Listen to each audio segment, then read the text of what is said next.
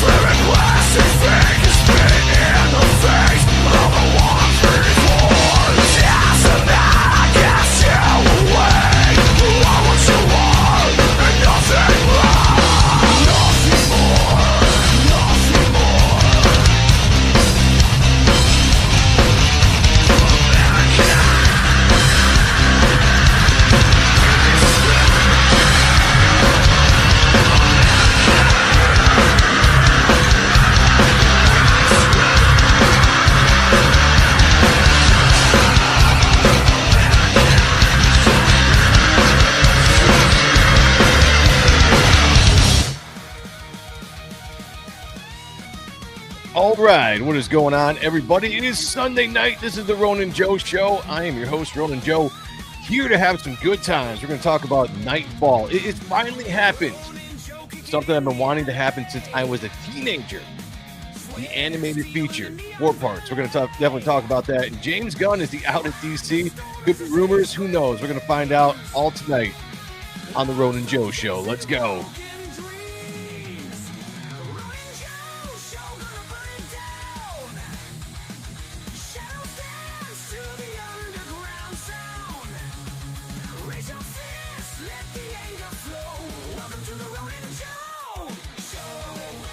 That's right, it is the Ronin Joe Show. I am here, your host, Ronin Joe. Let's go. I'm excited. Sunday night, gonna get your week started off correctly right here on the Ronin Joe Show. Got people filing in here. Do me a favor, if you would.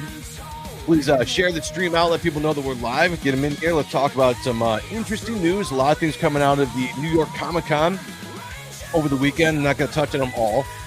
But a few things. One particular has got my interest, and that is the animated Nightfall that we're going to be talking about here in just a second. Before we do, though, let's say hi to the chat. Say hi to the chat, see what's going on here. That is not what I wanted to bring up. Mark Penguin, the man who seems to be, between him, Twisted Dreams, pretty much Mark seems to be the guy coming in first place most of the time. He's number one in the chat, number one in my heart. That makes you my friend. You're number one. Says, I've been waiting for them to do Nightfall forever. Means, So, Mr. Penguin, a penguin is a bird that cannot fly. I am a man. I have a name. and his name is Mark Penguin. Welcome to the show. Thank you for being here, being number one as always. Well, most of the time. We got a member of the channel, Twisted Dreams, in the house. Says everyone is just so stupid to expect me as their leader. Well, that would be Rick Saylor, but you are the man regardless. You are the first member in the chat, though, so...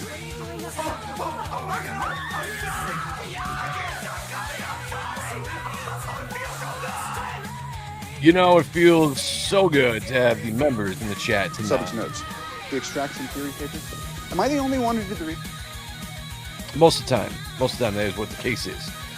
We have Frostfire Pydro, formerly Scary Batman Jenkins, which just sounds so much better off the tongue, but I'm going to say Frostfire Pyro, member of the channel in the house, says, what's up, Hail Joe and the chat. Hail to you, my friend. Hope you are doing well. Gay Ojo's in the house, says, rest in peace, Charlie Kirk.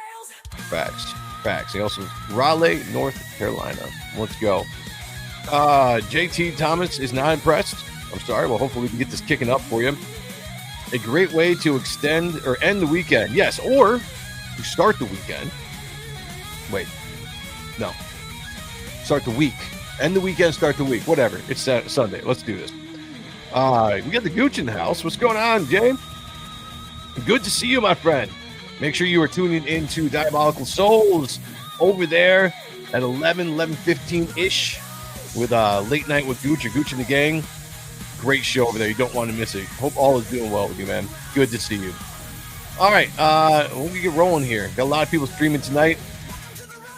But we still got to get going and doing what we're doing here on this channel.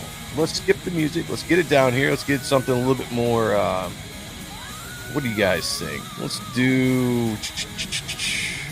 Here we go. Here we go. All right. Yeah.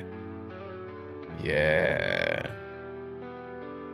Let's slow it down just a little bit. I like that. Soothing sounds with Ronin Joe. Busy as a motherfucker. No, I feel you, man. You're doing it. You're doing a lot of things right. Get it done, man. Get it done. Well, I'll tell you what. Less people in the chat tonight is good for a few reasons for anybody that's in the chat. One of those reasons is the leaderboard. The less people in here, that means the less competition for whoever's going to be number one. Let me take a look real quick from the start, from the get-go. K.O. Joe is leading at number one. That could be a first victory, a first new victory on the leaderboard. Let me bring up the leaderboard real quick while we're talking about that. For anybody that's new, if you guys don't know, you might ask what the leaderboard is. Good question. Glad you asked. Let me answer that for you. The leaderboard is what I do to keep track of everybody that ends up number one at the end of the night on any show that we do. Ronin Joe, Ott and stuff, the Spawn review, anything we do, if you end with that number 1 at the end of the stream, you go on the leaderboard. And if you get the most wins at the end of the year, you're going to get something really awesome from this channel. Really awesome. I know what I'm giving you guys. It's going to be badass. I'm going to ask some of the other co-hosts to give stuff as well. We're all going to give things to you guys so you can say thank you for supporting this channel. I'm not going to twist anybody's arm to do it. You know, they can if they want, but I know what I'm going to give is going to be pretty badass. So, leaderboard. Rick Saylor leading with 10 victories, kind of running away with it. You guys can't let this happen. I say this every show. You can't let Rick run away with this. It's not going to be fun if he just dominates and we get to the end of the year. It's like 2 weeks, 1 week out, and nobody can touch him. You know what I'm saying? So get on here. Get on here and get the victories going. I think Christopher Bouchard, you know what? He got his second victory. I put it on the wrong. Didn't I update that? I might not have updated that. Christopher Bouchard won last time. He should have another victory in there. So that's my bad. We will update that when we get a chance. Speaking of Christopher Bouchard, welcome, brother. Good to see you. So that's my bad. Not trying to screw anybody over. He does have 2 wins. Yes. I just noticed that myself. I think I gave Hail the Lord 2 wins. That's what I think I did. I think I messed up there when I was editing. So I will change that. But I've got marked right down in front of me. Christopher Bouchard, 2 wins there. Don't worry about that. We'll get that corrected. But guys, get on it. Be number 1 in the chat. You want to do that. What is it? What do you have to do? You don't have to send super chats, although I do like them. All you have to do is be top contributor. Comment throughout the entire stream. Talk to each other. Talk to me. Just constantly do it, and you're going to maintain that number 1. That's how YouTube does it. And that allows me to give you guys something really cool at the end of the year. Twisted Dream says, I think Joe has an alter ego that is the YouTuber Espero. I can't even say that. The Don is here. Good to see you, man. You guys missed it. John Malin was on the studio last night. They were over there doing their thing. And I'm going to be on the studio this coming Saturday at 7 p.m. hanging out there with the guys, doing some drawing, hanging out. It's a great show, the studio. Don, I think you are. Are you not a mod? Yeah, you're a mod. Drop the link to the studio. Drop a link to your channel so people can sub. You guys know where to catch me next week, Saturday. Let's go. Wait. What? Let the celebration commence. That's how okay. I like it. That's how YouTube does. Oh, yeah. And that's how. Yeah. Great to see you guys. All right. Let me see the chat. Before we get going too far, I want to give a shout out real quick. There is a man. Oh shit. Hold on a second. Christopher Bouchard for $5 says, can't wait for the Batman Nightfall show. Yes, me too. I'm very excited about it. We're going to talk about that here in just 2 seconds. But that was one of the biggest things coming out of this weekend that really, I'm 43 years old. But you can still get me back into my headset of being a teenager again when you get news like this out. I just hope they do it right. That's all. That's all I ask, just for once. I'm just getting too old for them to fuck shit up, you know? We'll give a shout out real quick to Aaron Lepresti, who is closing out Wraith the God tonight. I believe that stream might still be going. I'm not quite sure. But if you guys haven't checked this out, go ahead and grab it. Wraith of God 3, Fear Hollow. This is a great looking book. I have to say that Aaron Lepresti is, I mean, not to me, but I think to some people, underrated when it comes to art. I think he's one of the best artists in this space. When you see him drawing the Kings, when you see the book, you see his style. I mean, he's an amazing artist. This book, I know Kayla, you all know Kayla from this channel. She calls this one of the best written books in the indie space that she has read. And that's high praise because she doesn't just give praise out to anybody. So shout out to Aaron Lepresti, Wraith the God. You want to check this out. You want to back it before it's done. It's closing out. So whether that's tonight, whether it's tomorrow when it finally takes it down, do not miss out on this beautiful, beautiful looking book. Third installment in the series. Let's go. Take a look at some of this interior art. Just a shout out to a man, a master of his craft. This is just one badass looking book. Jason Wright on colors too. Yeah, there you go. Yeah, I love this. Look at this. Look at that. Man, look at that horse. Just an awesome looking character. Yeah, shirts, you know, I get all that stuff. But check it out. Wraith of God 3 ending tonight. I want to give a shout out before we got into the show too far, because I know this is going on and you guys don't want to miss this. Links. Well, actually, anyone post a link? Mods, you can post a link. I'll drop a link. I'll do some work. I won't be so lazy. We'll do that. I'll do a little work. How about that? That's not how you spell that.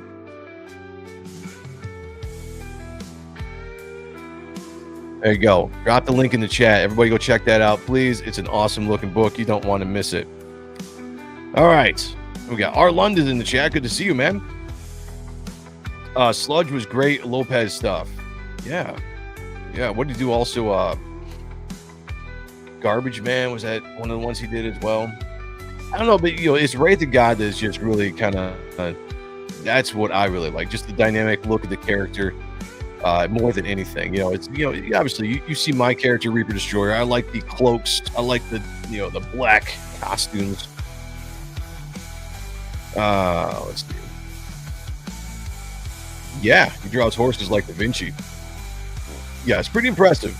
Pretty impressive. Anytime Aaron's on the Kings and he's drawing, I always know I'm gonna get my ass kicked. He's just that good. Him and Graham. We're gonna talk about Graham here in a second with that Nightfall. Let's jump into that. Let me get this up here. So over the weekend, I'm minding my own business, just going over the X spheres, or whatever you want to call it. By the way, guys, there is a QR code. If you don't know what that QR code is, well, it's a new thing that StreamYard put in, and I'm glad they did. It's pretty cool. We can advertise things here. This is the sign-up sheet, though, for Reaper Destroyer 2, which I'm launching maybe next year now with the Second Chance campaign going on. But if you want to sign up for Reaper Destroyer 2, the QR code, just hit that right there and go sign up for it real quick. It's free to sign up, and you don't want to miss this book. That's all I have to say. Free to sign up. Go do it. Go do it now. All right. Things I'm very excited about. Let's not bury the lead. Let's just jump into this. Nightfall is a comic series that told the story of when Batman got his back broken. Came out, what, 92-ish, I want to say? If Sean was here, you jump all over that with the dates. This was one of my favorite Batman arcs of all time. Granted, it had a lot to do with the fact that I was 12 years old, right around that age when this happened. It was right when you're just like in the thick of getting into comics, and it's still the allure, it's the fantasy, the escapism of what comics give you as a teenager. And this story came along. You had the beautiful covers by Kelly Jones on all the runs. I believe most of this had all Kelly Jones covers, if I'm not mistaken. And it was just an awesome story. It was incredible to see Batman get broke down, beat by Bane, has back broken, and then you have Azrael take over as Batman, Jean-Paul take over as Batman, and create that Joe Quesada's costume that he created for this run, where he became the 90s Batman, which some people don't like. It's this article. I don't think you have a picture of it. We'll pull up some pictures here. Let's get rid of that. The reason why I picked this article, though, is less reading. And then eventually Bruce has to come back and all that kind of stuff. But it's a hell of an arc. And it was like, if you're ever going to do this, do it in animation. And I wanted to do animation back in the 90s. I wanted this as a story. I even had a dream. I remember specifically having a dream of watching an animated movie of Nightfall. In the animation, in my dream, was like a mock Kelly Jones animation. So it was badass looking. Now, I doubt they're going to do this. I don't know what production company or animation company is doing this. But I really, really hope they take that in consideration and look at what the art that represented this. Not just the interior art by guys like Graham Nolan, but also the covers. The covers that really made this series stand out in the 90s was Kelly Jones' style and the way he made Bane look and Batman look and all the rogues gallery. So let's break into this. It says here, and this is from IGN, it says Batman Nightfall to get multi-part animated movie adaptation. Now that is what was cool. Not only are we getting one movie, of this, but we're getting 4 installments. That means they, in my mind, are going to cover the entire run, because they're like, well, how are you going to do this? If you did like a 2-hour movie, animated movie, hour and a half, 2-hour movie, and you try to take the entire storyline from Bruce getting his back broken to Azrael taking over to defeating Bane and then going nuts, and then Bruce having to come back to defeat Azrael, take his mantle back, all that kind of stuff. You can't tell that in one story and do it well, or one movie and do it well. So when they're talking about breaking this into 4 installments, I was extremely happy, because that means they're taking their time. And I was talking to a couple people online about this. I don't know how adverse you guys are into the DC animated movies. For a while, they were doing a really, really good job with the movie. And then it kind of tailed off. Like, maybe they just bit off more than they could chew. They're producing too much stuff. The movie started going downhill. The animation started going downhill. I wasn't feeling them as much. But there is one series that I thought they did very, very well. And that was the Dark Knight Returns adaptation that they did. And that was a 2-parter. And I remember when I saw that, I thought the animation was really, really good, but the story was good. It was as true as could be to that Frank Miller story. And I was like, if you're going to do Nightfall, it's got to be something like that, because there's been other movies that have come since then. The Killing Joke was ass. It wasn't good at all. I never watched The Long Halloween because I was kind of disenfranchised at that point, but I've heard a couple people say The Long Halloween was good. Let's see, some of the other stuff they did. The Death of Superman, I didn't like either. I thought they did a poor job with that. But yeah, they need to have a good animation hit. And I think if they do this right, and my fingers are crossed, this could be it. So it says Warner Brothers Animation, DC and Warner Brothers, Home Entertainment announced at New York Comic Con on Friday that the iconic early 90s DC comic storyline, Batman Nightfall, is being adapted into a multi-part animated film.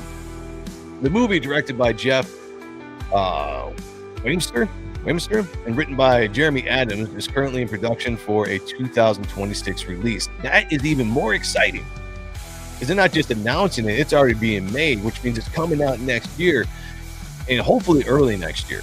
It'd be awesome if it was like February or sometime in, late winter, early spring, bring this in. I don't want to wait to the summer. I don't want to wait that long.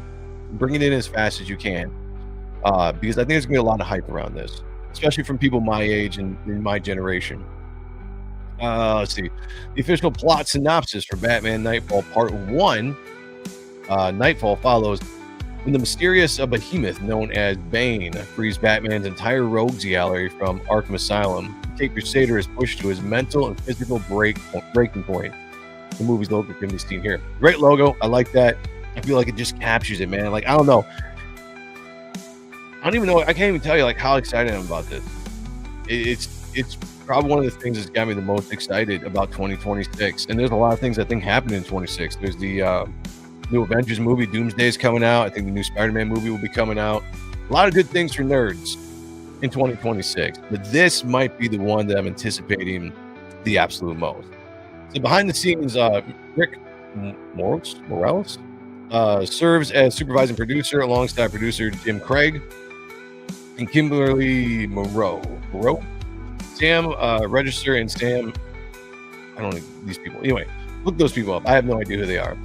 Famous comic run Batman Nightfall was created by Doug Mahnke, Chuck Dixon, Alan Grant, Dennis O'Neil, Peter David, Joe Duffy, Jim Bora, Graham Nolan, Norm Brayfogle, and Jim Ballant.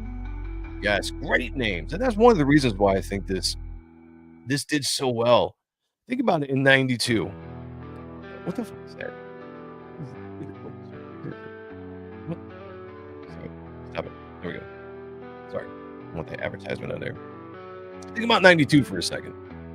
Long Halloween was one of their... Is it really? Okay, well, I got to check it out then, Mark.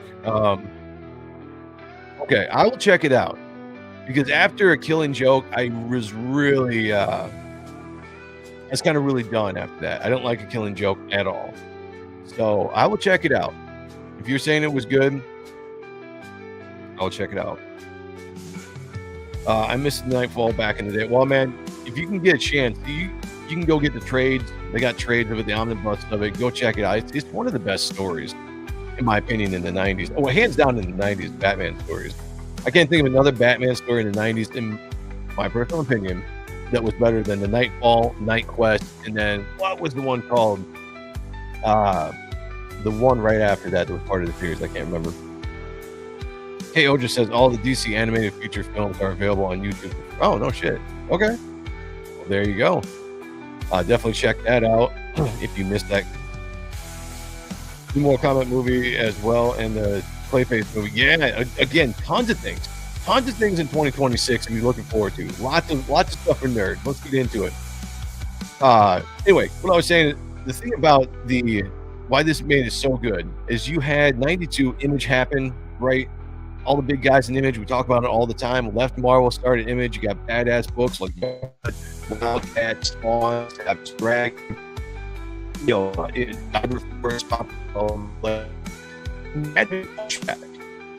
the mainstream, the two big two guys, they had to make a pushback against Image with taking up all of the popularity, all of the fire, and they did it with the Death of Superman and then Nightfall and Nightquest with Batman. And the reason why it made it so big is you just go over these names again. Where are they at? Good advertisements. Go over these names. Those are some big names to be putting on here. And they did. They knocked out this part. It was so good. So good. Elements of Batman Nightfall made their way into Christopher Nolan's Dark Knight Rises and Tom Hardy's Bane, broke Batman's back and took over Gotham City. That was kind of cool. I mean, I didn't mind that. Some people didn't like Dark Knight Rises as much. Obviously, I mean, you had The Dark Knight, which was a great movie, but Heath Ledger kind of loomed over that with his death. It was kind of hard. That was one of those movies that was going to be hard to follow up after that. They did a good job. But if you're going to, yeah, it was influenced, but it wasn't an adaptation, right? I like that they went there. I like that they brought Bane in. I like that they went through with the breaking of Batman's back. That it was all cool and everything. But the story itself was just so much better.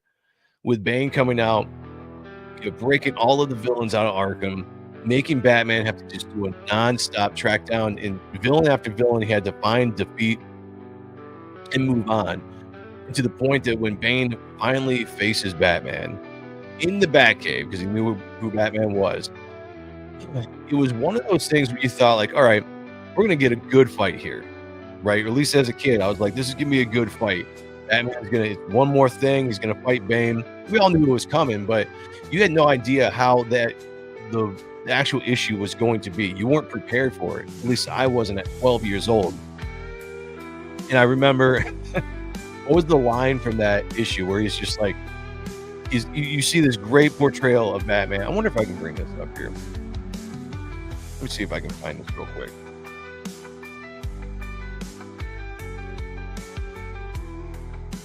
If I can, I'll bring this up for you guys. If my computer lets me.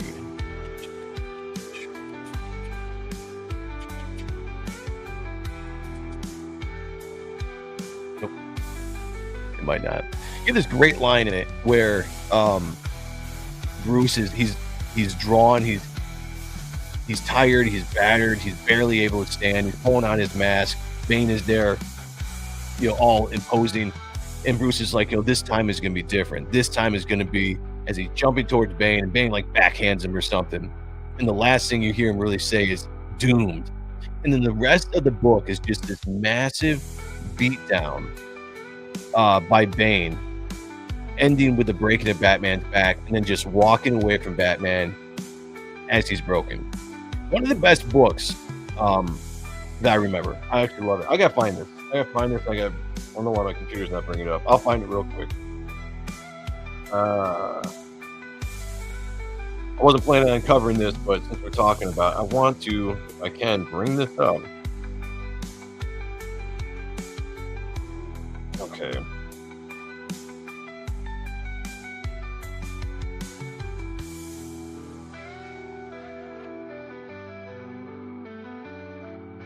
Killing Joke was clean as fuck. I've never seen Brian Bullard's work before. Got exposed to this book in high school, and the story was brutal. So good. I like the Batman Begins more than the other. Really? Okay. Interesting. Dark Knight was my favorite. That was absolutely my favorite. So, but that was pretty good too. All right. Let me see. I can find it on this one site. Again, sorry about this. I was not prepared to do this, but after bringing it up, like I want to, if I can. Oh, come on. It might not let me. Might not let me. Try one more time. One more thing. If this doesn't work, then it's just, it is what it is.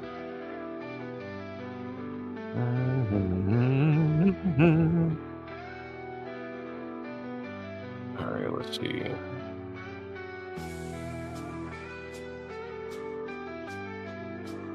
Okay, nope. It's not going to work for some reason, so it is what it is, guys. But go check that out. Batman $4.97 when this all goes down. And it's just a beautiful story. Just shout out to everybody that was involved. One thing I was noticing with when this happened, it was like Graham Nolan. We all know Graham Nolan. By the way, go sign up for the Chinoo that's going to be coming out. Sign up sheet is live right now over on X and all social media. Graham's book. Graham had a hand in making Bane. So this has got to benefit Graham Nolan very much with some of those royalty checks that DC is going, Warner Brothers is going to have to be handing out for this. I have to imagine this is going to be a pretty good day for one, Graham Nolan. Yeah. Well, what do you guys think about that? Am I just the only one that is extremely excited about this? Or are you guys feeling this as well? Superman's death was harder hit for me as a teen. Yeah.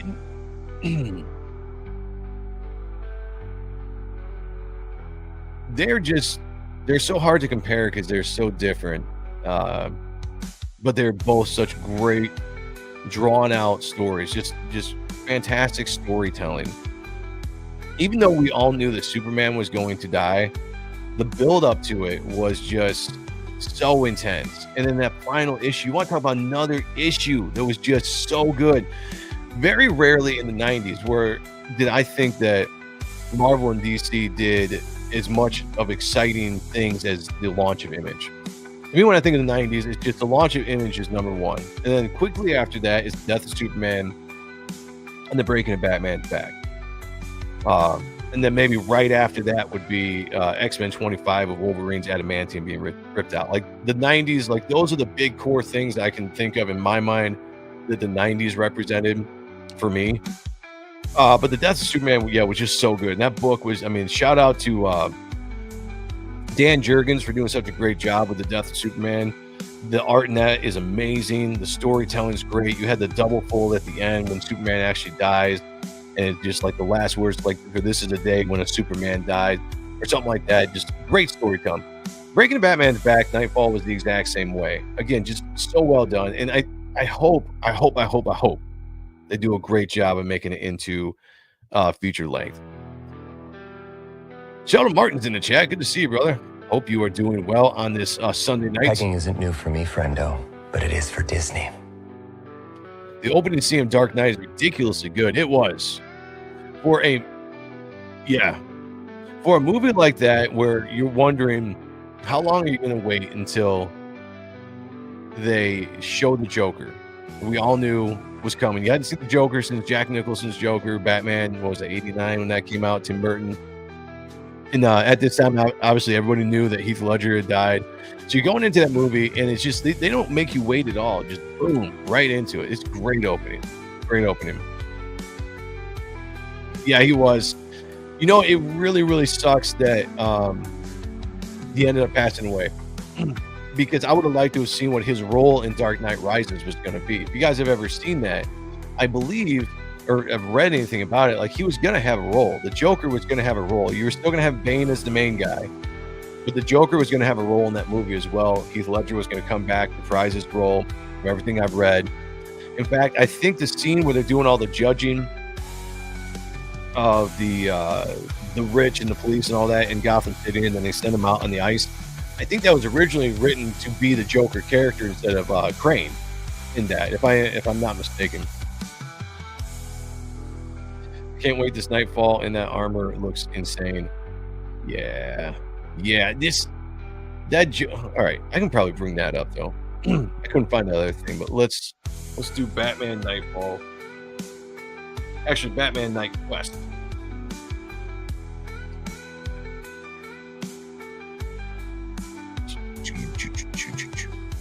Let me see a good image here. Do this. Yeah. There we go. Now we're talking. This costume that was created by Joe Quesada. But this costume I thought was one of the best Batman costumes in the 90s. Granted, the original costume is what we all wanted. When Bruce Wayne finally came back and took the role back as Batman and donned the original costume again, that was fun to see. But for a time, for the 12 issues or whatever that we had with Azrael being Batman, this is how the first... What's going on, Pizza? Good to see you, brother. This was how the first iteration of this costume looked, and it would morph it over time. And that's what was cool about this, is that every time Azrael, I just call him Azrael because I don't like saying the John Paul Valley. It's just Azrael sounds cooler. Every time you'd add to this costume, it got more and more. Like, you got, instead of the mask, you got a helmet, which was badass, claws for fingers instead of the gloves. The cape turned into like this razor kind of flat back. I don't even know how to describe it, but the costume steps kept morphing as you went and just showing more of the darkness of the character as he was losing control, you know, and really going into the villain territory, which was awesome. When you got a guy that's the title character of the Batman book now, starting out in just a plain Batman costume and then adding to it very slowly with first gloves, I believe, and then, you know, here or there, and all of a sudden he dons this costume and he goes and kicks Bane's ass, and you're just like, holy shit, the new Batman's here. Bruce is off healing, doing what he's doing, and you kind of accept it. You're like, okay, this is kind of cool. The new Batman's here. It was something new, and you go into it, and eventually you start seeing this character slowly evolve more villainous, you know, to the point where he actually kills a dude. Got Kirk Warren coming in and says, Asbats, yes. Hey, I loved it. I thought this run was really, really good. Let me see if I get another evolution of this costume. That's a good one. That was a cool toy. I think they'd have more images on here. That's kind of cool. All right, we'll bring this one up. Let's do this one. It's a good interpretation of it.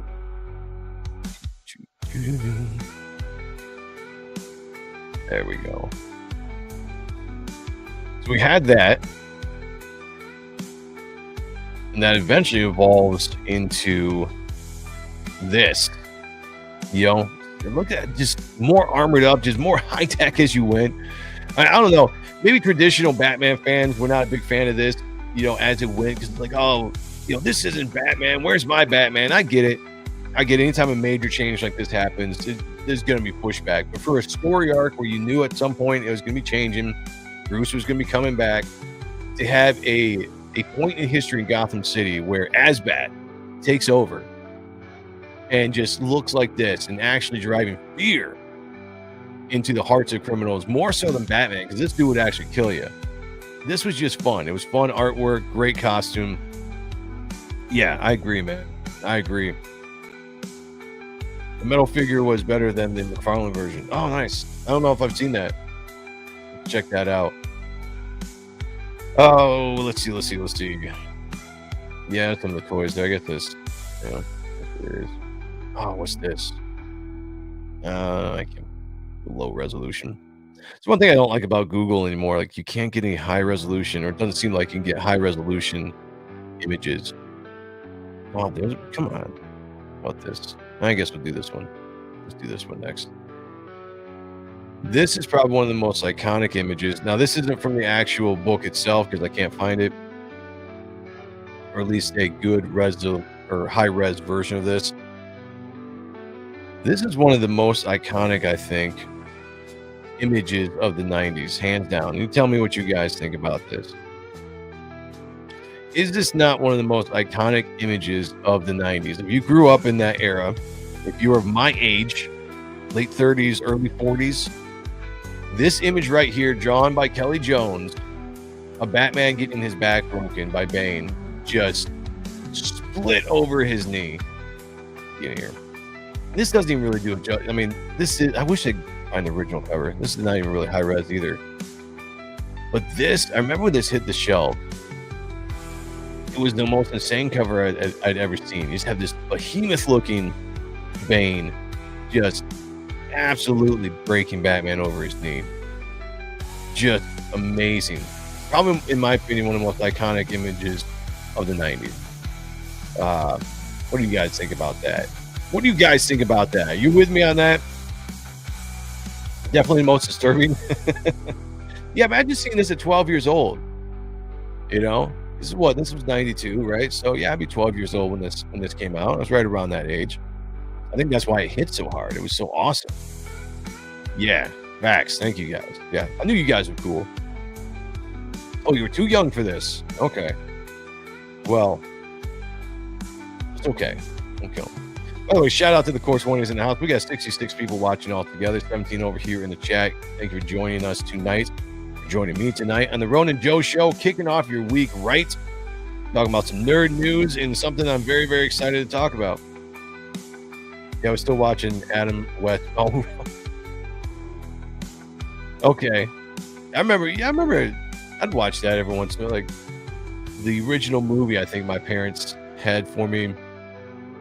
I used to watch that before Tim Burton's. When Tim Burton's Batman came out, it was over after that, you know. It was just like, yeah, this is the direction we're going. Let's see. Yeah, I'm actually really disappointed the amount of images that Google does not have. Oh, come on. We don't even have that. Oh, let's do this. There we go. This is a good one. This is a good one. Speaking of Graham Nolan. Come on now. Okay, let's try that again. There we go. Speaking of Graham Nolan, this guy right here. Now, this was the only thing. I remember when we had Graham on and stuff once.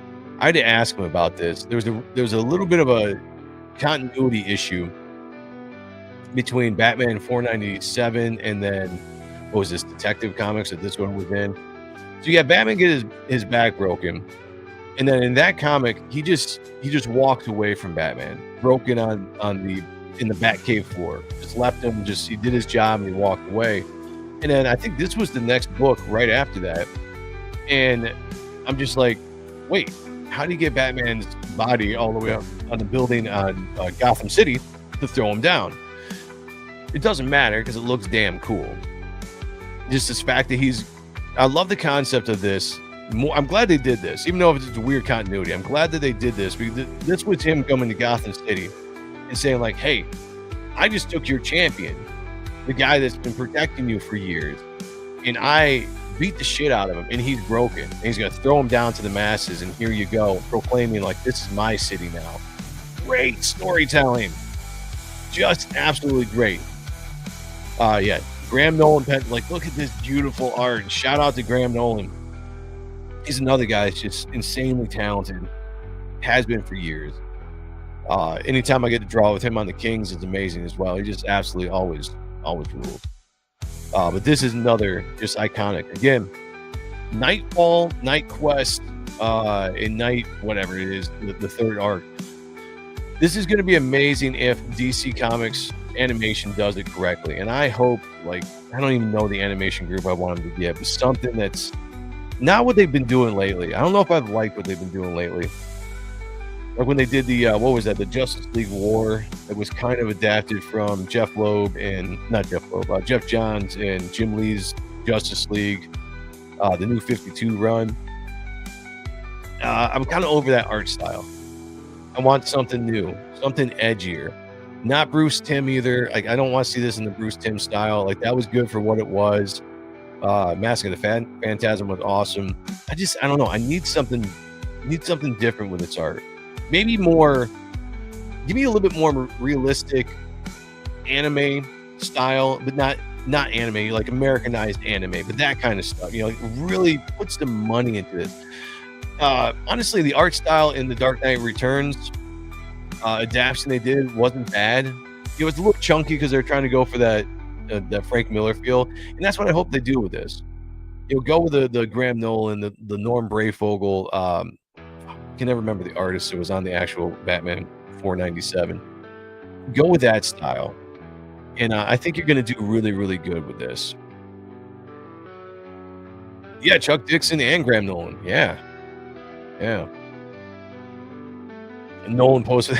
He probably did. Yeah, he probably did. Yeah, if you look like Graham nowadays, he looks like freaking Bane, which it's crazy. Yeah, yeah. Again, so like I was saying,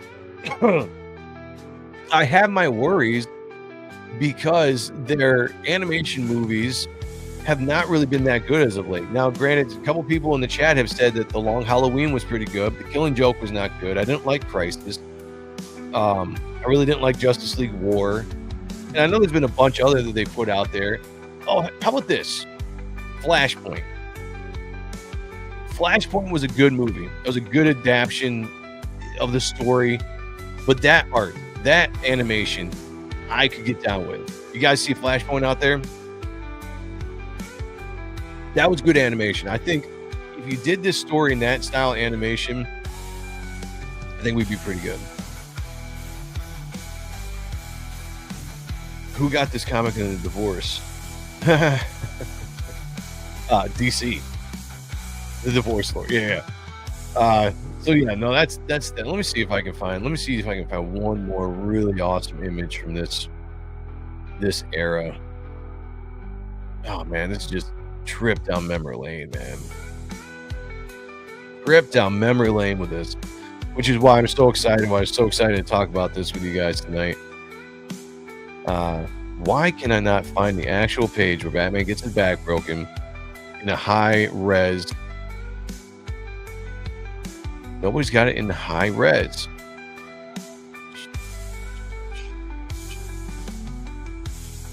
All right, this one. Nope. We could go with this one. All right. This might be as good as we get. Let's go with this one. If you guys didn't get a chance, go find Batman 497. Read it. All right. I need to remove.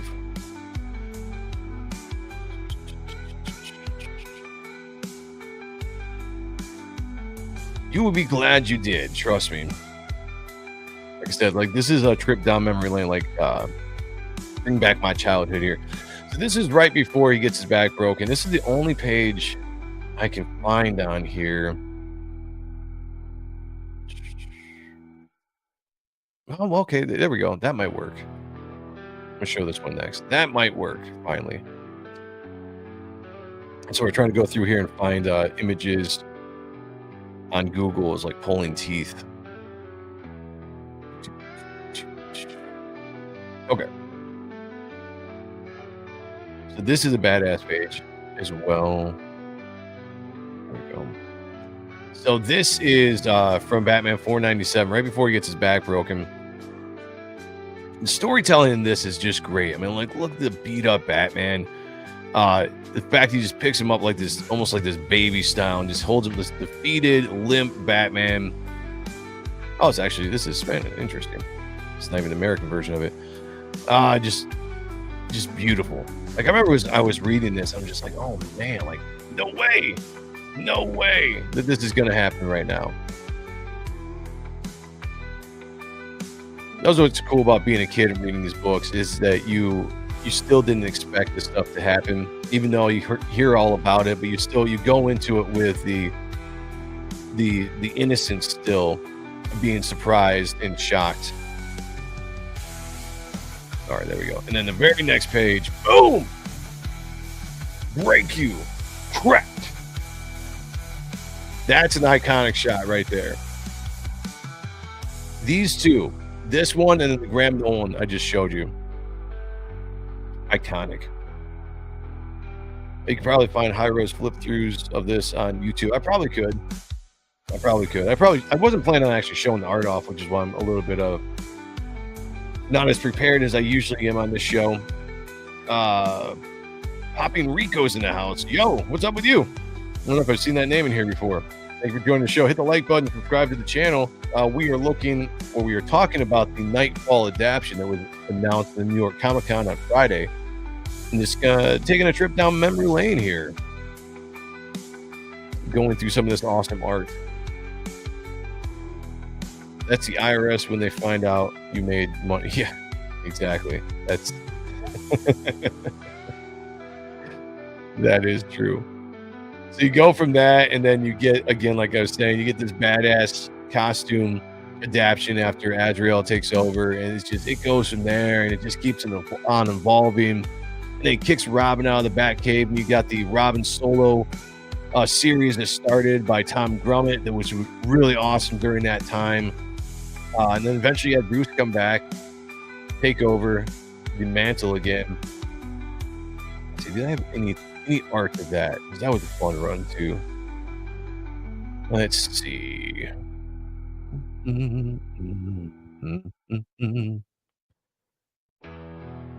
Google Detective Comics. Maybe this has it.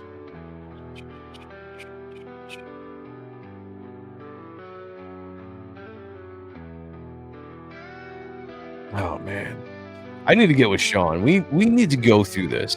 That's what we should do on Ott and stuff. We need to go through this entire run here. Oh, that's so good.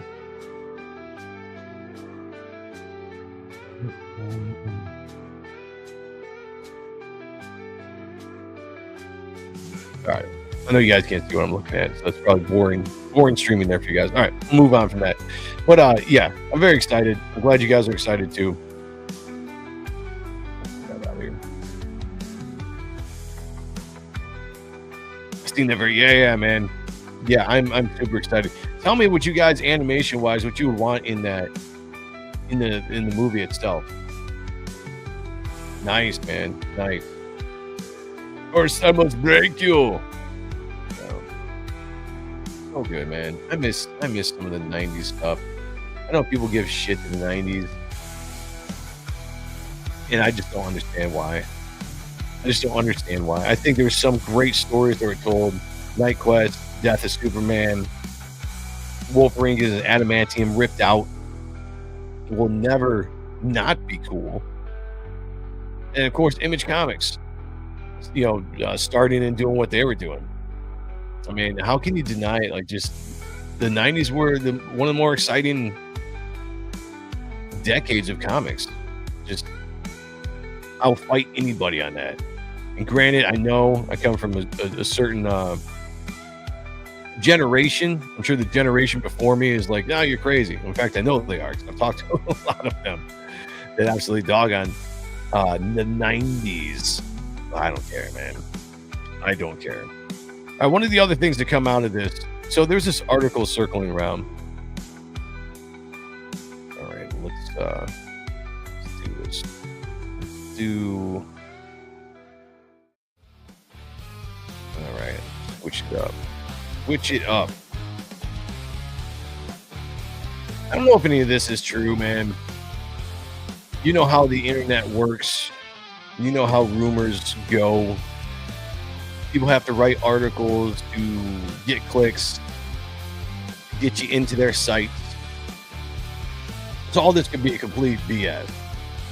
Or maybe there's some truth to it. We're going to find out. James Gunn out at DC Warner Brothers sale exclusive. Now, right off the Cosmic News, I don't know this site at all. So this could be a BS site. And I've seen people discussing this over the last couple of days. And people have different takes on it or whatever. I'm going to come at this from a different point of view on this. With Superman reportedly bombing financially and with Peacemaker Season 2 flopping with fans, I reached out to my insiders about the state of DC under James Gunn. Now, I don't know what you consider bombing. I don't even know what Superman made. Apparently, a lot of people like Superman. I watched it for the first time in the theaters. I thought it was good. I watched it for the second time once it got to streaming. I didn't think it was as good as I remember it being in the theater. So the second time watching it around wasn't as good for me. I've heard a lot of people like Peacemaker. I've never liked it, but that's just been me. So I don't know if it bombed with the fans or not. I've seen people online say they loved it. I've seen other people say they hate it. So who knows where this article is coming or where they're getting their information from. If they're going purely by sales, by money raised, yeah, Superman came in well under, but so did everything in the summer.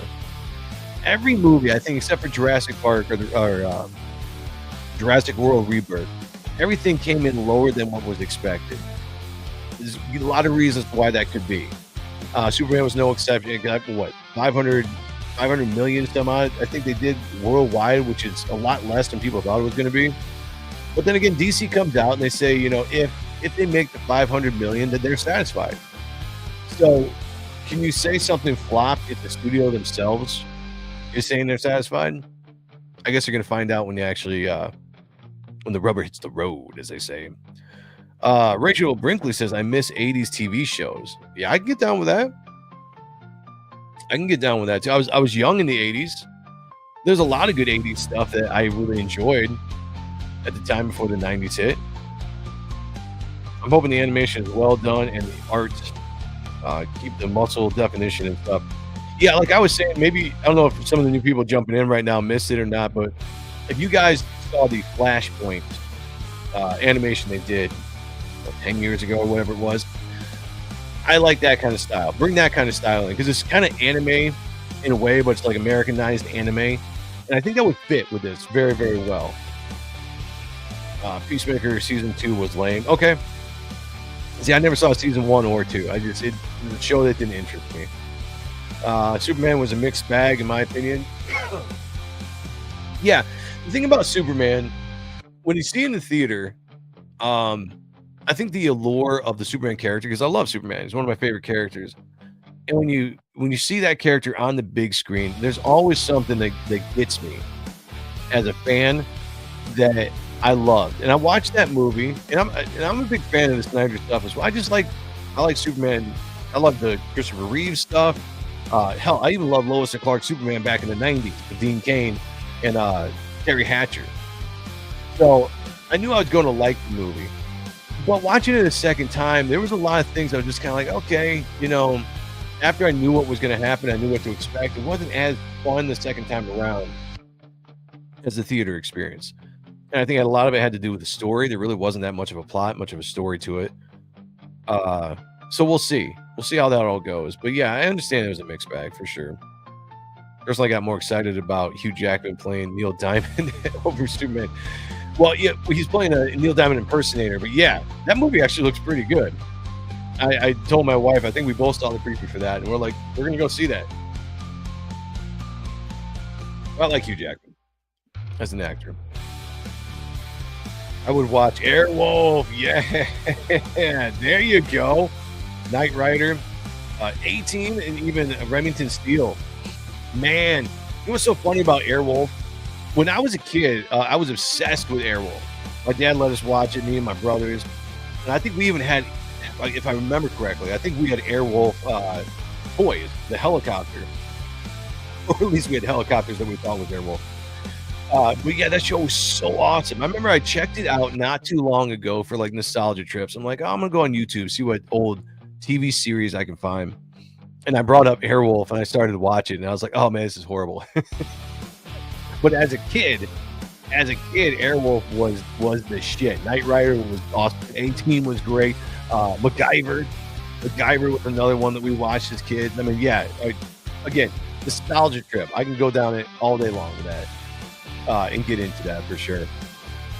The short is that James Gunn will be out as the head of DCU with the Warner Brothers sale.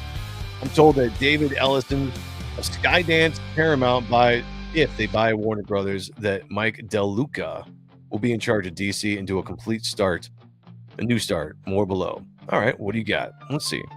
What does this article actually have to say? What are the sources? Where are the receipts? As the cool kids say these days. Gunn recently said that he is doing whatever he wants with DC. That sounded odd to me, as if you're building a new universe, you would want it to be successful with the fans. That's not happening, as both Creature Commandos, which I haven't seen, Peacemaker, which I haven't seen, failed to chart on the Nielsen. They don't have a big audience, and Gunn's claim Gunn's claims that Peacemaker Season 2 was meant to be a sequel for his Superman movie with pure BS. Was that the claim? Because I know they took that Rick Flag Sr. character, whatever, that was in Superman, and he was the main bad guy or something in Season 2 of Peacemaker. I don't know. I didn't see it. So I don't know if they build off of that or not. Superman also failed to resonate with international fans. Now, that is a fact. The numbers overseas with Superman were surprisingly low to me, considering this was such an iconic character that has been played by Christopher Reeves, Henry Cavill, and I thought that this would chart a little bit more, especially with James Gunn. Think about this. I feel like James Gunn made Superman specifically for the China crowd by having that giant kaiju scene in there. He's like, they're going to eat this up. We're going to kill it over there. And it didn't for some reason. Who knows why? But I have a feeling that he did that specifically for that reason, and it fell flat. Box office came in under Zack Snyder's Man of Steel by a large margin. Gunn's approach to DC has been all about divisive messaging. It's splitting the fan base. You know what's funny about all this? Anytime a movie is made, there's always a splitting of the fan base. Some of that is just because nerds like to fight. Just hands down. But with this movie specifically, there was a lot of stuff that they wanted to do a lot opposite of what Zack Snyder had done. And I think they went a little bit too far with some of, James Gunn, like I know him personally, James Gunn's version of Superman, where he's depowering him a little bit. I understand it for storytelling, and I get in this conversation with people all the time. It's hard to tell a story about Superman when he's the most powerful being out there. Like, how do you make a threat that's believable? Well, you got to depower him a little bit. You got to do something where he's actually in a three-head nerd fight. And I understand that with storytelling, but when I'm watching a Superman movie, hail, Paul, it's good to see you, brother. I want to see Superman be badass, do badass Superman things. I don't want to see him get his ass kicked throughout the entire movie, especially not a first movie. The one big issue I had with the Superman movie is the fact that he was almost bailed out in every single fight that he had. Even when he's fighting the clone of himself, Crypto is the one that really kind of helps him out at the end. The Justice Gang gets him out of the kaiju situation. Mr. Fantastic has to rescue him in the Pocket Universe.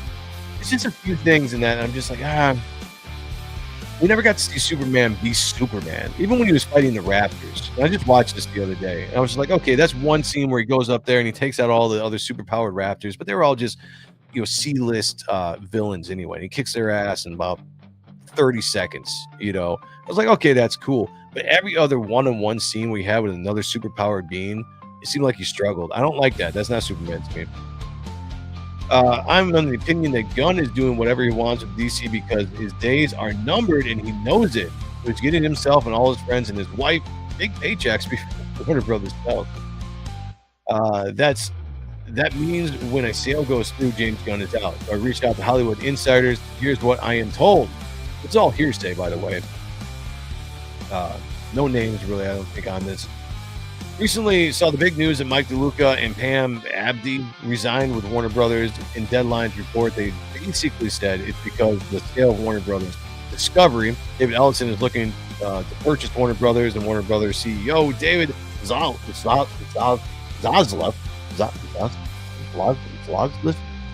is putting the people in place that Ellison wants. That means Ellison wants DeLuca and Abdi in charge of Warner Brothers. Well, you'll notice that Gunn has pivoted from his plans of Gods and Monsters storyline into what he is calling the Super Family saga. The Super Family is all Gunn. Gods and Monsters storyline is likely ditched because Gunn knows he can only get a select amount of movies out before the sale. I've also been told that the reason why DC Projects has been stalling is because Gunn's interference. The filmmakers wanted their own version or their own vision and not Gunn's. It's kind of funny if he's the showrunner, that's what he's hired to do. It is kind of his overall vision. Anyway, I'm told that the most visionary directors in Hollywood are staying away from not only DC but Marvel and Star Wars because life is too short and everyone is looking for original properties. Now that's got to be a fact. If anything, people talk about superhero fatigue, and I get that. But honestly, we don't have enough original stuff coming out of Hollywood. I do want to see these visionary directors and story writers going and making original content and give us something good. Like, I love superhero movies. I want to see them continue, but I don't want it to be at the sacrifice of original storytelling. Like, I want some really good original movies coming back. So, what I say? Did I say terrific? What did I say? Fantastic. Thank you, Rachel. Appreciate it. Dennis Kelly's in the house. What's up, Joe? Chat. Hail. YouTube sucks. Oh, no notifications. And when I look for your show, it only shows. Oh, really? And I've had to redo the bell a lot. I catch the replays. Oh, man. Yeah. That YouTube does that to me every once in a while. I don't know what it is. You know, I don't have strikes on my channel. I do get the copyright claim stuff. And maybe that's it. Maybe they just kind of punish me for that. I'm not the only one, though. I hear a lot of people say notifications don't go out for them. So, I guess it is what it is. YouTube doesn't like me. Where do I leave off here? I told Zack Snyder is happy doing his original stuff, but would only return to DC for one last movie and an adaptation of Dark Knight Returns. You know, as much as people give Zack Snyder shit, and he hasn't really done anything fantastic lately, I didn't mind Man of Steel. The director's cut of Batman vs Superman was way better, and I liked his version of the Justice League. Yeah, dark universes, but his take on dark heroes, the Dark Knight Returns would be absolutely, that would fit his style, and that's kind of what he was going for anyway. With the Ben Affleck Batman was kind of the more Frank Miller inspired version of Batman. So yeah, I would be down with that. I think that would be awesome. I think he would knock it out of the park with that. I don't know he would get to play Batman. I wouldn't mind seeing Ben Affleck come back. I actually thought he was a pretty good Batman. And if you're going to go with an older Batman, the fact that Ben's like close to 50 now or something like that would probably work very, very well. Until that Warner Brothers gets told that whoever buys it wants a completely new start. While it has been reported that Skydance is eyeing to purchase Warner Brothers, I'm told Universal is still in the mix. I know they've been eyeing Warner Brothers for years. What I'm told is that David, blah, blah, blah, is that James Gunn will be out if this bought. You know, it pretty much repeats himself over and over again here. Okay, I'm not reading any more of that. Repeating yourself, done with it. Here's the thing. If Warner Brothers gets bought, I understand sales and all that stuff, making money, doing the business thing. But if they get bought and then they want to do a complete reboot, again, man, I don't know. I do not know if DC, the characters are going to be able to handle that, because we just got a reboot. We got a reboot from the Snyderverse. We had to push all that stuff under the rug, pretend like it doesn't exist. We just have Matt Reeves' Batman. We have no idea what's going on with the second movie. Supposedly it's going to be coming out sometime next year or 2 years from now, but that's not attached to the Gunn universe. And then you get this reboot now with James Gunn. You got Superman, you got Supergirl on the rise, the Super Family movie that's coming out. You had all these rumors of like the Authority. You're introducing characters like Lobo, which you think is going to probably get a feature film. Lots of big ideas. Big ideas are planned for the next 10 years. And you're just going to reboot it again? No, man. There's only so much patience that people have. And again, I think people will keep coming around.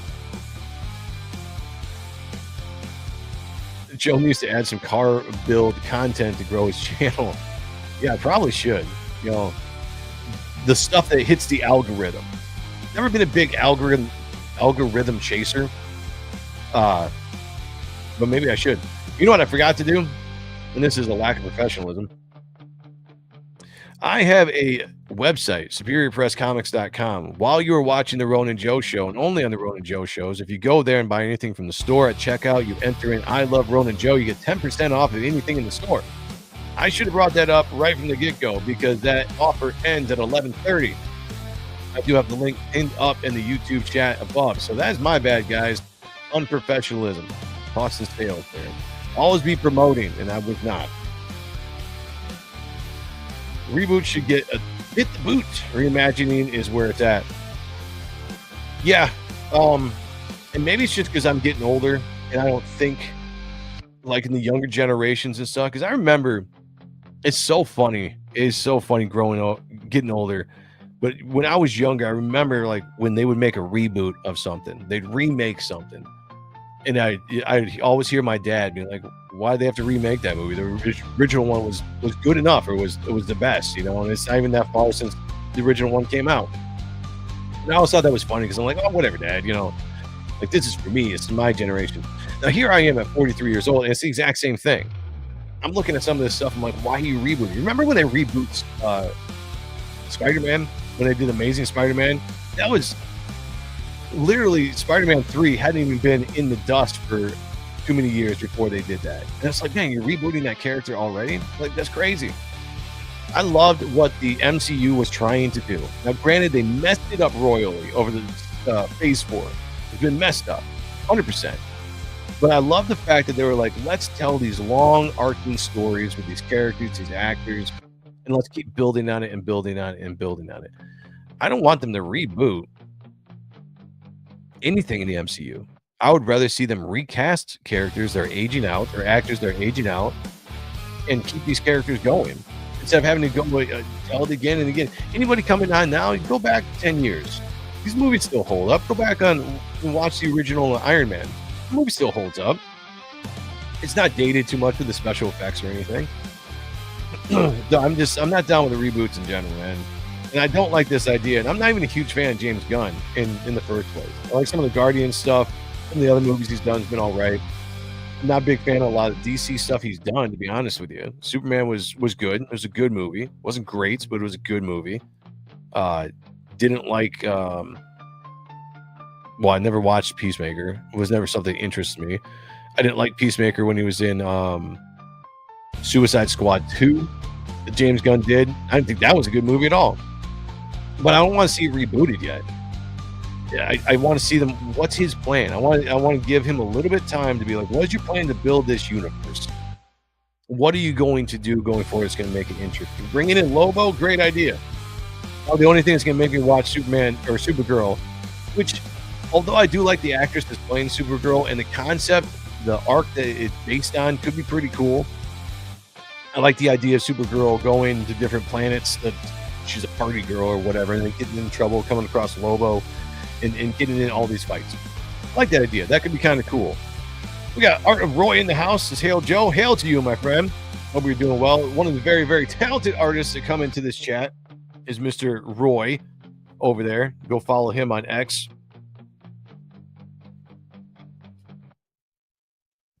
Always very, very good art to check out. We also have a member of the channel, Scribe Comics, in the house. Says, hail, Ronin Joe. Hail to you. Hail to you. Thank you for being here, guys. 30th Century Guardians of the Galaxy is my team. Rebooting Halloween, RoboCop, Total Recall, Teen Wolf. None of them really made a wave. Nobody talks about them or quotes the movies with their friends like the originals. That's a fact, man. Man, you can't. That's 100% fact. Reboots just don't work anymore because they're lazily done. Now, I feel like some of the reboots I saw when I was a kid, like some of the stuff they would do in the 80s, or even some of the stuff they did in the 90s, worked because they were still good stories. But the originals are just originals for a specific reason. That's where the magic was. That's where you captured people. It's hard to get that magic again and capture a new generation like you captured the generation before. All right. Was just on EBS closeout for Lepresti. Yeah, I just want to rate the God at the beginning of the show. Give a shout out to Aaron Lepresti and Race the God 3. I saw they were streaming over there. I didn't get a chance to jump in with that show because I knew I already had this scheduled, and Sundays are busy for me, man. So I missed out on that, but hopefully had a good closeout over there. Turner Inc. says they rebooted Teen Wolf. They did. I don't think it was actually in the theater, though. I want to say that was like a straight to streaming, I believe. The Thing, The Blob, The Fly. All right. Thank you, Mike. So that's a great point. So what I'm talking about, yeah, there's magic in those originals. It's hard to touch them. Night of the Living Dead original, for its time, great. Even if you go back and watch it now, that black and white version, I think it's still a great movie. George Romero. The remake of Night of the Living Dead, thought was still a very good movie. I thought that was still very, very good. The Thing remake, John Carpenter's A Thing, fantastic, was superior, obviously, to the movie that was made in what 50s. The Blob remake, superior to the original. The Fly, superior to the original. So there's some good stuff in that era that were well done, but they don't do that nowadays. The remakes nowadays, for obvious reasons, are completely messed up. Change the story around because a lot of the content of the story is now problematic in this day and age, right? You have to put all of the political influences into the characters now, and they fall flat. So I don't do reboots, just don't. Sequels too. I mean, sequels are getting bad right now. I agree that I would like to see more original content in Hollywood, and I love the superhero movies if they're good, because they're telling stories and characters that I would love to see on the big screen. And honestly, I'm getting older. I don't want to be 50 by the next, good X-Men movie that comes out. Because X-Men's a good example. If they mess this movie up, I have to wait another probably 10 years. I hope they'll do a reboot and get it right. And I'm just getting older, man. I don't like it. It pisses me off. It really does. Those remakes were in the 1980s, Mike. Well, 80s, 90s. We'll say that. I even said like 80s was some good remakes. 90s, I'm trying to think of a 90s remake that was good. I can't think of anything offhand, but I know they're out there. Yeah, 80s were awesome. I was young in the 80s, but 80s were still good. You ready tomorrow on Kings? It will be CG versus CG. Oh, okay. I missed that. Although I don't know if I'm going to be able to make Kings tomorrow. So we'll see. I might try to still draw something, but I don't know if I'm going to be able to have time to be out there and stream. I'm sure I'll find more about that. They don't care about the story today. It's like the drinker says it's all about the message. It is, and that's the problem. A lot of movies are like that now. It's all about the message, and it's people are getting tired of it, and it's seeped into the superhero movies, and that's where we're at. But to put a cap on this, on the James Gunn talk, if they fire James Gunn, although I did hear that Paramount's offer to buy Warner Brothers was rejected, so maybe people were jumping on the gun a little bit, unintended, on this. But I do think Warner Brothers DC will be sold at some point. It's going to happen. When it does, though, is that going to be something where that's going to be it? They're going to force James Gunn out and bring their own people in, because it's going to be a giant mistake. It's going to be a giant mistake. Whether you like James Gunn or not, you got to give his version a chance to breathe and to build. You can't just reboot this every couple movies. Get people on board and excited that this is the direction you're going in. So tell me what you're going to do now.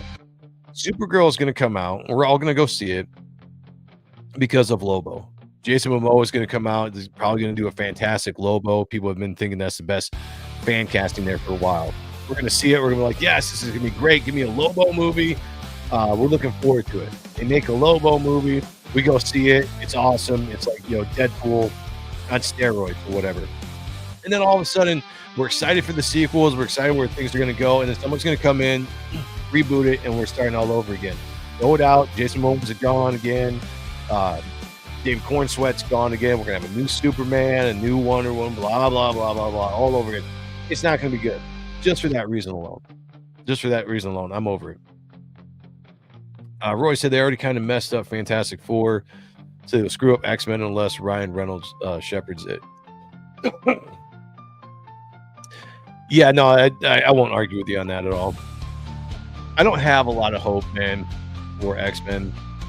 And I try to stay positive with it, but until I see something that actually gives me hope, I'm going to kind of still not have hope that it's going to be good. Fantastic Four was all right. It wasn't a huge mess, but the third act didn't stick the landing, so to speak, right? The first two acts were good. I could get into it. There's problems with it. Like I could break that down with all the issues I had with it, just like Superman. But overall, it was a good movie up until the third act, and it didn't stick the landing. Now, Avengers Doomsday has got to be the movie that's really got to come out and get us excited. Because I say this all the time on every Marvel movie that comes out. I'm like, this has to be the one to get people excited, get people back on board, and they keep dropping the ball. Doomsday has a chance, and the new Spider-Man movie, when that comes out, those two movies have a chance to just supercharge the MCU again, getting us ready going forward. But with all that being said, the things that I've heard, whether they're true or rumor, and you can never know these days, there's smoke, there's fire sometimes, about what they're planning on doing with the X-Men movie, I just don't know, man. Like, I want a good representation of the X-Men. I don't want it to be used for social political reasons, right? I don't want the message in X-Men, and it's the perfect characters to do that because people have already been doing that for years, putting their own messages into what X-Men means, and I feel like we're just going to get a version of that on film, and I don't think it's going to resonate with people. I think people are done with that shit, and all it's going to take is for them to race swap one character or bring Iceman into it and decide that let's go with his gay background, and there you go. You killed it. You killed it before it even started. And I don't know if we have enough people in charge in the MCU right now to truly turn this thing around and just give us good, entertaining movies. How many times did John Malin see Supergirl? How many times did he see Superman? 5 times, something like that. He liked that movie. Yeah. I thought it was good. I didn't think it was as good as some of the other guys. Some didn't like it. Williams. He did not like that movie. How about to do some Image and Top Cow movies instead? Dude, I'm 100% down. I'd like to see those, but the problem is that Hollywood's good. They got to put their money behind something they think is going to make them money. And when you think of Image, the properties they have, Spawn is probably the most well-known Image book that could be really good. If that movie ever comes out and they do it well, it could be really good. Witchblade would be an awesome movie, but they wouldn't do it properly, because one, the character is way too sexy, so that's problematic already in this day and age with Hollywood. So they probably tone that down. I don't know, man. I think I would love to see those movies. I just don't think they would be good. Dennis says reboots are like when your team says it's a rebuilding year, it's gonna suck. Yeah, that's a good point. Truth and rumor, maybe a bit of both. A trumor. I like that. Superman movie will be okay, but Doom movie will fail. I have hope for Avengers Doom. Doomsday? Is that what it is? Just because if you look at the ensemble movies lately, and I know that's what Avengers always was, but we kind of got used to that. But Spider-Man No Way Home, we got Tobey Maguire, we got Andrew Garfield coming in, and all the guys that were in the other Spider-Man movies. It worked. Everybody went and saw it. It was $1 billion movie. People loved it. Deadpool, Wolverine, same thing. Got a lot of people coming back and either reprising roles or introducing new characters that you hadn't seen before, like with Gambit. Oh, but you had Elektra come back, Blade come back, other characters as well. I think, and that did well, right? That was $1 billion. So these ensemble movies, especially when you're talking about actors coming back and reprising roles from older movies, I hear like a lot of X-Men characters are going to show up in it, actors and all this kind of stuff. I feel like that's going to be the kind of movie that it's going to be the spectacle, just like the other movies were. It's going to be the spectacle, and that's how they got drive interest by the spectacle of these characters and these actors coming back. And all that, by the way, how's RDJ going to do with being Doctor Doom? I think it has a potential to be a really, really good movie and drive excitement and drive numbers. I don't expect that movie to be a bust like Fantastic Four. I could be completely wrong on that, and I'll come back here and say, hey, guys, I was wrong. But I do believe that movie is going to be – I think that movie is going to be $1 billion movie. I really do. It might be just there, worldwide box office. I don't see that movie failing. I really don't. I don't even know if I realize that, but you're right, Roy. In those movies, you can't have the female characters being taller than the male characters. even if they are in real life, you got to shoot them in a certain way. You got to do the whole Tom Cruise thing, have him stand on a box or something, because you can't do that. Yeah, it had his fault. Shadowhawk would be interesting. I just don't know if the character name, if you did like a Shadowhawk series, Netflix, HBO, something like that, I could see that working, because I think that character would work best in that kind of setting. Maybe not a feature film. But sometimes I would prefer some of these TV series, because sometimes the quality is almost just as good, and you get to expand the story instead of trying to fit it within like a 2-hour time slot. You can do like 8 episodes or something. So yeah, I'm down for Imogen Top Cow too. Yeah, I'm with you guys on that. It took me 4 to 10 times to watch the entire Game of Thrones. Wait, Guardians of the Galaxy 3. Oh, geez. That was the weaker of them. Number 2, I think, is the best still, in my opinion. But I do like that series. Drew G's in the house says, I'd like a Fathom or Danger Girl show. 100% hands down. 100%. Although, if you're going to do a Danger Girl, you got to go full on. Full on Danger Girl. Put that on HBO or something. Crack into it. We need nudity, all that. Bring the sex appeal if you're doing that. With Fathom, you could be a little bit more tasteful, but still have to be sexy, because the ocean, hot chick, you got the armor and everything. But that could be done as well. But yeah, if you're doing a Danger Girl, that's almost got to be like really push the racy aspect of that. Which play would have to be the original Crow movie, Dirty and Gritty to work. Stylized like that, maybe. I'd be down with that. It'd be fine. I wouldn't have any issues with that. John says, I don't think I'd want to see an X-Men movie where Iceman pushing posing icicles, or maybe I would. All right. You're saying polishing? I'm excited for Spider-Man because finally Scorpion. A lot of good things about the Spider-Man movie coming out. Bringing in the Punisher, I think, is a good idea. Bringing in the Hulk character, where he's supposed to be more like Rage Hulk, I think is great, because you got to rehabilitate that character after what they did with him in Endgame. Batman should never be taller than Superman ever. No, that's a good point too. Yep, I agree with that. Wet t-shirts for Fathom is tasty. Yeah, I get that. Fathom was already done. It's called Avatar. Kinda, but not really. Because, I mean, I see what you're saying. It could be done. Yeah, I see what you're saying. Creature would be cool. There's a lot of characters that would be absolutely great. But it's just like, how would you do it? Who's got control of it? Would they be true to like the feel of the character, or would they try to modernize it, or anything like that? So hell, even like with Spawn, I'm a little worried with some of the stuff that Tom McFarlane was saying about what he wanted to do with Spawn, where I feel like he missed, like when he announced, what was that, 2017 or something like that, when he first announced they were doing a new Spawn movie. Remember, his original concept is like, it's going to be like Jaws. Spawn's going to be like this thing, this idea. It's going to follow more probably Sam and Twitch, and then you would see Spawn in glimpses, but when he appeared, it'd be like this big spectacle of a thing, and it would be treated as more of like a horror movie. And I was like, Todd, it's just the wrong idea.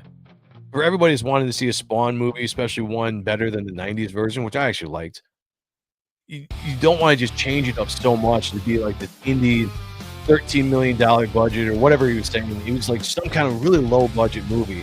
Like, no, man, to get the budget, go out there and tell a really good Spawn movie with the special effects that you didn't have in the first movie, because there's so much lore with that character, so much stuff to do. That movie could be really, really awesome.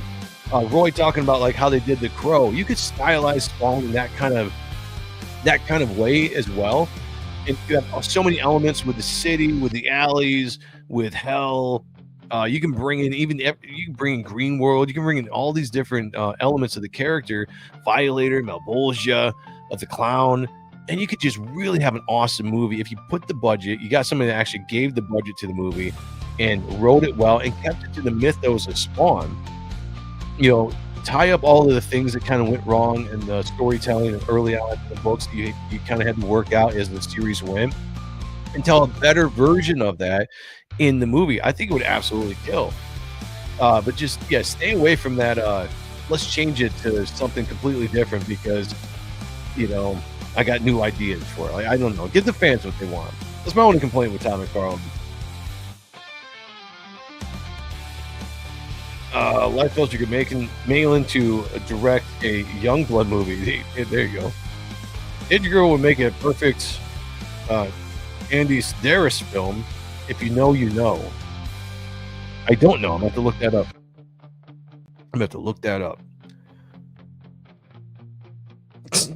Well, that's a good point, too. I think Avatar was already done. It was called Fern Gully. I've actually heard that before, too. Yeah, it's kind of similar thought. Avatar 2 is perfect just to justify a Fathom movie, but I suspect Namor in Black Panther killed any under the sea ocean movies, which Aquaman kind of made look cool.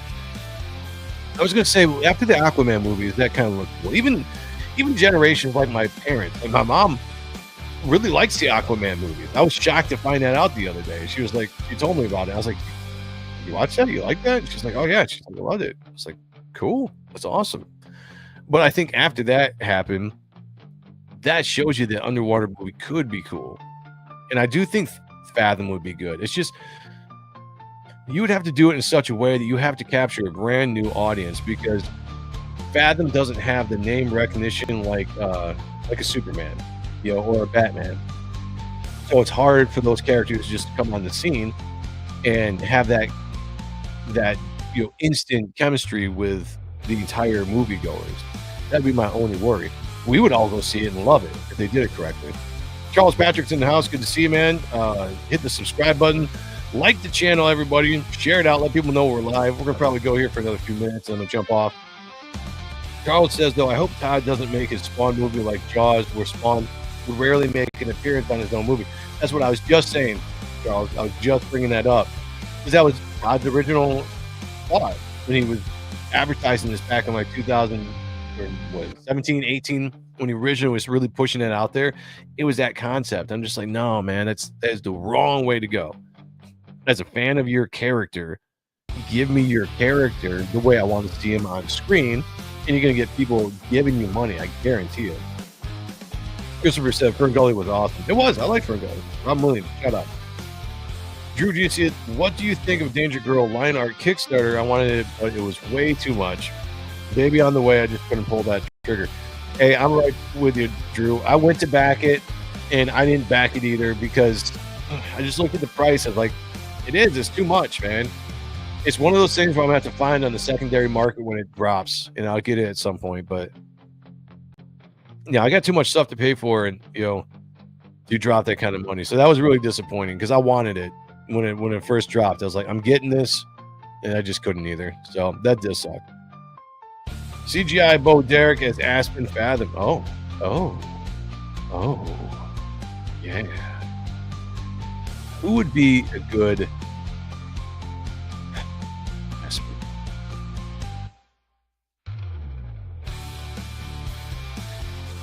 Nowadays, you gotta have the body. The character or the actor has to have the body. I would hate to have, you know, cast an actress just because, not have her represented in the chest area. Looks wise, well, maybe not. I'd say Sydney Sweeney because she's got the tits. Give her black hair, maybe, but I don't know who's. There's got to be actors out there. I can't think of one offhand. I'd have to do a deep dive on that, but you'd have to really cast that well. Never ceases to amaze me that Cameron is dedicated to making 3 sequels to a 2009 pet project. Yeah, he did it though. I never thought they'd make another one. He talked about it for years, and it's come out. And you know what? I liked it. It was long as hell, but man, the special effects were good on that. You could tell they sunk the money into it. Holy shit! Aquaman probably did well because of topless Well, probably. We get a Fathom with a topless chick who played Lois Lane or similar. Oh, see, now there you go. I didn't even think about her. Maybe. Her face is okay, but once you actually have her expose some cleavage, she becomes a lot hotter. Bassmaster Dan's in the house. He does say Sydney Sweeney. I agree with that. I would be completely down with that. She would have the body to do it. Dye her hair black. I'd be fine with that. Don't tell Kayla. Kayla hates Sydney Sweeney. Roy says, the Dario? I don't know. So glad that the season 3 of One Punch Man is out. Nice. I don't think I even saw seasons 1 or 2. Wait. She was in Baywatch, got some heavies, and crazy colored eyes. All right, who are we talking about then? Oh, the remake of Baywatch. Okay, I was about to say, that's kind of old. No. If it's the chick I think you're talking about, I agree. She's got like brunette, right? Brunette hair. Yeah, if it's that chick, I think, yeah, okay. Yeah, no, I'm sold. Yep. Libby Dunn, if she can act and change her hair color. I'm not sure who that is. Who's Libby Dunn? Sydney Sweeney. There we go. Another one from Sydney Sweeney. Fathom looks Latina to me. Really? I mean, I'd be fine as long as she had the body. I always thought she looked white. Alexandria. All right, I gotta look this up just to make sure that's the chick I'm thinking of.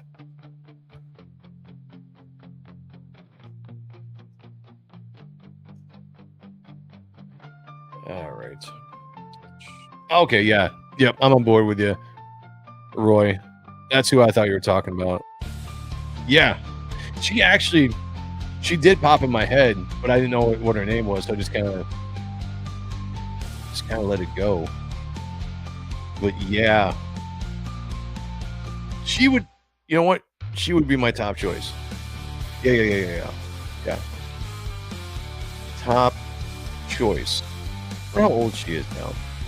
But she does. She's got the good eyes. The eyes for sure.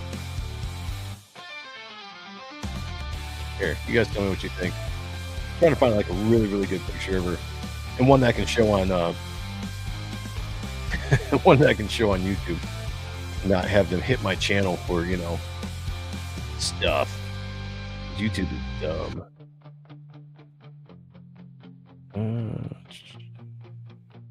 There's gotta be better ones. Come on, Google, you suck. All right. Now, low res BS.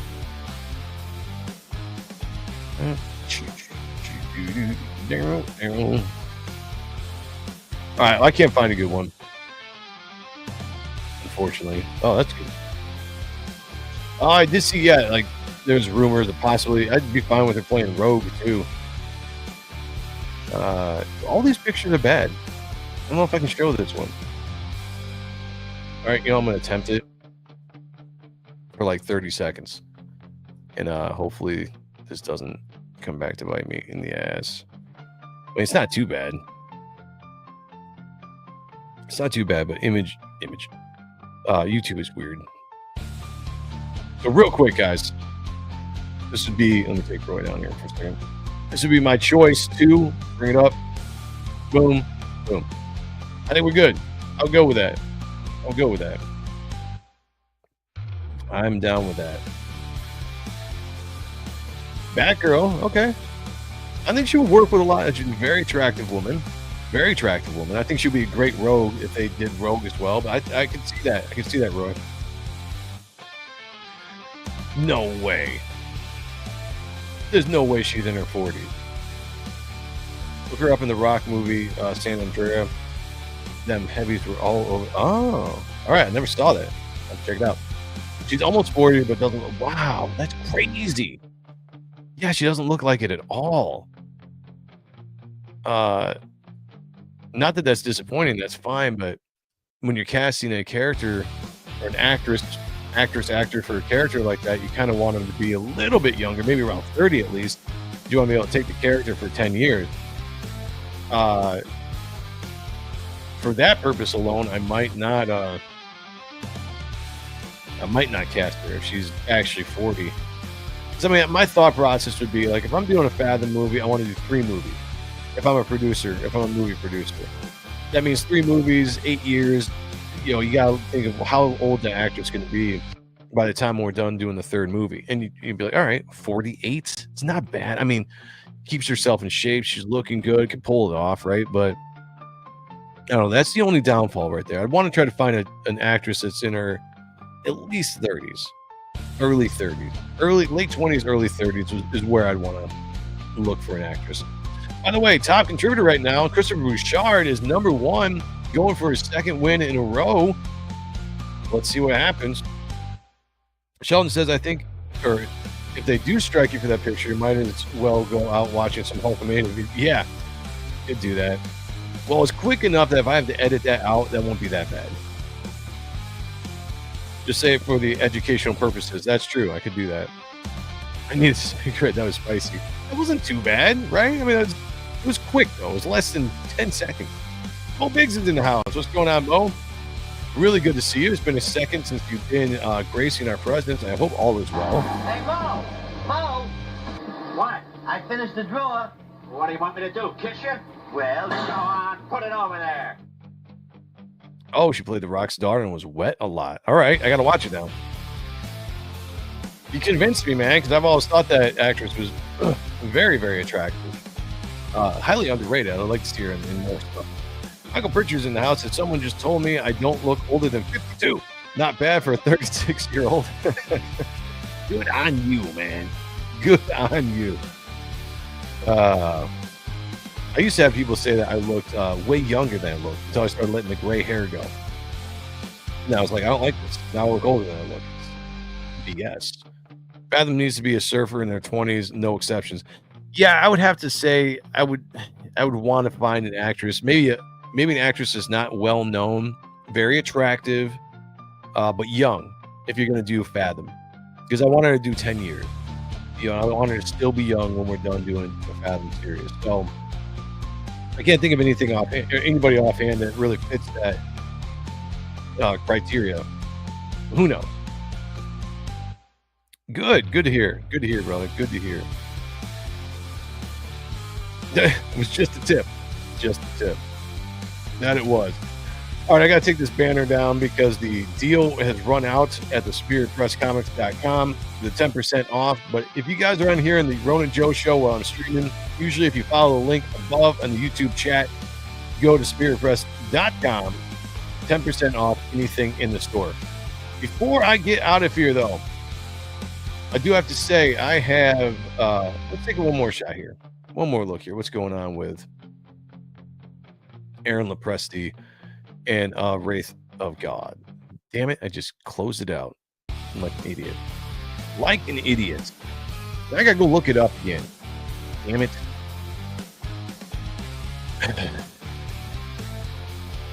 No problem. I got it right here. Fortunately, it's easy to pop right back up. All right, don't close it out again. Wraith to God 3 was closing out tonight. I don't know if it's closed yet. It's still open. Probably open for a few more hours. Indiegogo usually works. If you guys haven't yet, please check out Wraith of God 3 closing out today. Fear Hollow. I said it before when the show started. Aaron is one of the best artists in this space. Great character, great IP. You don't want to miss out on this. I've said it before. Kayla, if you guys know Kayla, she's a co-host on this channel. She does writing for me and editing at Superior Press. She said this is the best, or one of the best written indie books out there. And I highly respect her opinions in that area. So go check this out. Wraith of God, issue 3 or book 3 is out. Look at that. Just look at that. Beautiful looking character, great art design, great art. Go check it out. Back in the day. If I got any mods, please drop the link down below for me. But I wanted to give that a shout out while that was still going. I have a book here called Reaper Destroyer. I have a second chance campaign, which is somewhere around here. Too many things though. I have a second chance campaign, Reaper Destroyer. If you didn't get the first issue, fear not. We have 7 more days. Oh, I gotta refresh this. We have 7 more days left on this campaign. We're closing out next Sunday. Maybe I'll be doing the Ronin Joe show, closing out the second chance campaign. 52 backers. Thank you guys. Appreciate it. 7 days left. If you didn't get the first issue, this is a great jumping on point to get this issue. Now, we're only doing this for this 30 days. After 7 days, we're ending it. We're going to go into the shipping process and fulfillment and get the book out. No in demand, no extension. This is it. Because I got to get everything going and gearing up for Reaper Destroyer issue 2, which will probably be pushed to 2026 at this point. But we got great covers. Isaac Bell, if you don't follow him, great artist, great creator, does Metal Shade, Hex, did a cover for me and just knocked it out of the park. I absolutely love this. It's beautiful. I have a cover on here as well, which will be the cover I'm going forward for reprinting this comic. Everything we did on issue 1 or the first campaign, we're never printing those covers again. The Dale cover, the Shelby Robertson cover, my wraparound cover would never be printed again. That was that specific to that campaign. One of the reasons why I'm doing the second chance campaign is for new readers to jump in and get involved in the story before issue 2, but also because I want to reprint this cover again and again because I love it. So check that out. We also have the Dale Keown sketch cover, which you don't want to miss. It's a beautiful art by one of the GOATs in the industry. Grab that. We had a 24-hour Virgin cover that may or may not be available at the very, very end day, but if it's not, then it's gone forever unless you get the everything in one cover for the tier that has all 4 covers involved. Bare bones here, guys. 4 options. That's it. 3 covers and the all-in-one. Go check it out. If you guys haven't heard of the book, it's Reaper Destroyer. It's a book I created. You can go follow the links below, and you can read the first 10 pages of the book that I've got posted on here to see if it's down up your alley, if it's something you like. And of course, if you're watching this channel, if you like all the stuff we talk about on this channel, you like the era that we talk about, you're going to love this book. It's right up your alley. It's about a man who's trapped inside a supernatural suit of armor inhabited by the ancient spirit of death, who is forced to play a part in an ancient end times style game by the rich, ruling, immortal elite.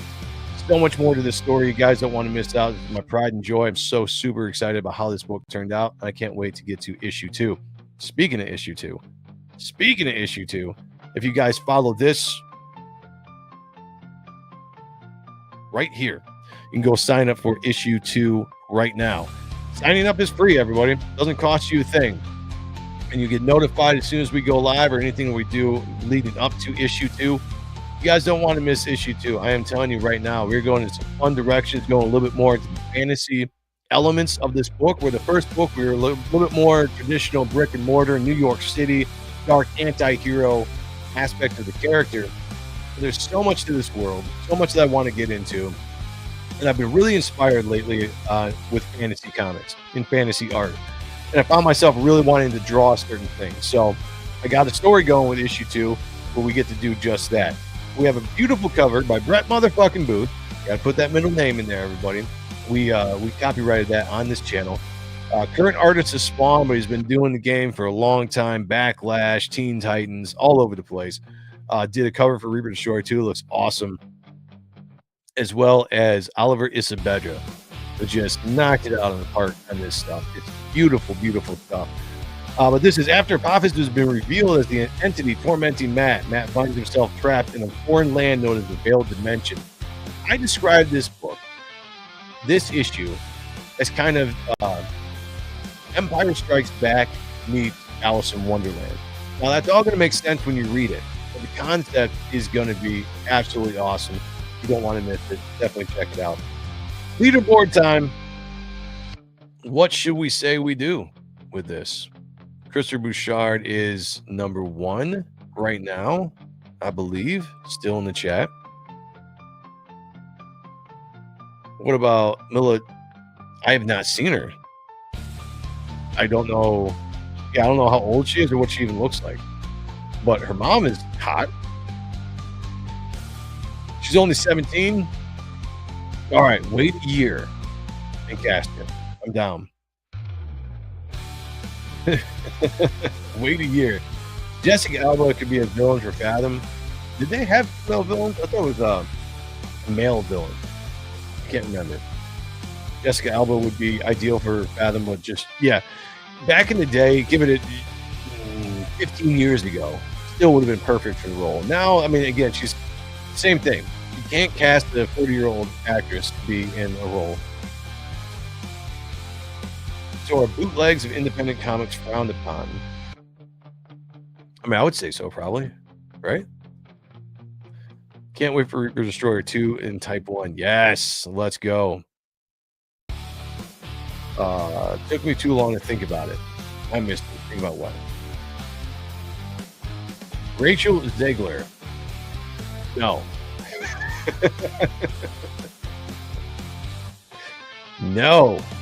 Absolutely not. All right. Let's call it Christopher Bouchard. You are going to get your third victory. Slowly. Kind of coming up on the man here. Like, he has 2 victories. I did not update it. So I'm making a note here, Christopher. Making a note that you're getting your third victory. I will change that on the leaderboard as well to represent that. Chris 3. There we go. Note made. Congratulations, Christopher Bouchard, for picking up your third victory there on the leaderboard. What's Fathom? Fathom was a book created by Michael Turner back in the late 90s, I want to say. I think it was the late 90s, right? Or was it the early 2000s? Time just flies. I can't remember. It followed the character that was it was ocean bound. A lot of ocean, kind of Aquaman-ish when it comes to under the ocean stuff. It was a fun book. Michael Turner is all you need to know. Go check it out. Okay, I didn't see that. I didn't see that one. Okay, I'll look this up, and then I gotta go. Livy Dunn.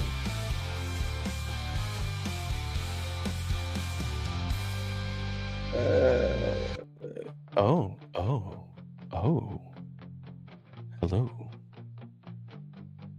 I don't think I've ever seen her before. She's a gymnast? Am I looking at the right one? What did you say? Look up the right one? Livy Dunn. Dune? Probably pronounced that wrong. Yeah, she's hot.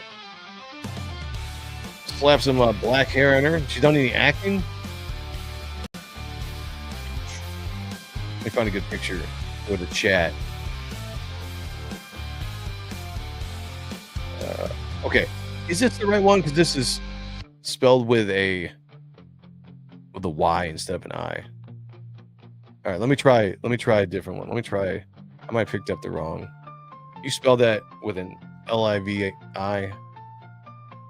L-I-V-I. All right, let me see. I don't want to get the wrong actress here. Yeah, okay. I think it's the same one. Okay. Let me bring. Oh, you say. Oh, yeah. Yo. Her chest might be a little small, but her assets are nice. Her assets are nice. Oh, can't get good pictures here. I gotta find a good one for you guys. All right, we'll do this one. We'll do another quick 5-second shot so YouTube can't yell at me. Even though they probably will.